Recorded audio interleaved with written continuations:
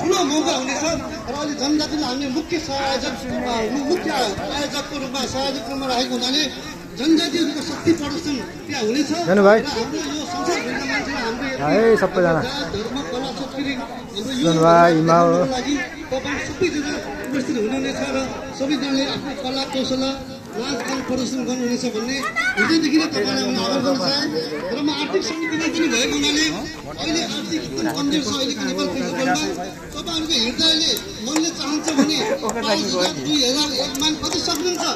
यो नेपाल फेस्टिभललाई सहयोग गरिदिनु हुनको लागि हार्दिक अनुरोध गर्दछौँ हामीलाई 2-3 सय मान अझै पुगेको छैन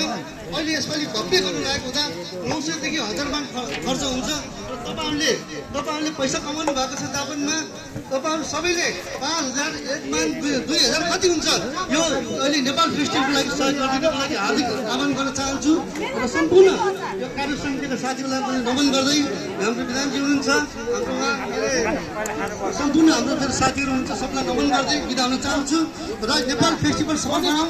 सबैजनालाई एकैचोटि जनाऊ भन्दै तपाईँलाई फेरि पनि म टुर्नामेन्ट दिन चाहन्छु भन्दै म बिदा हुन चाहन्छु धन्यवाद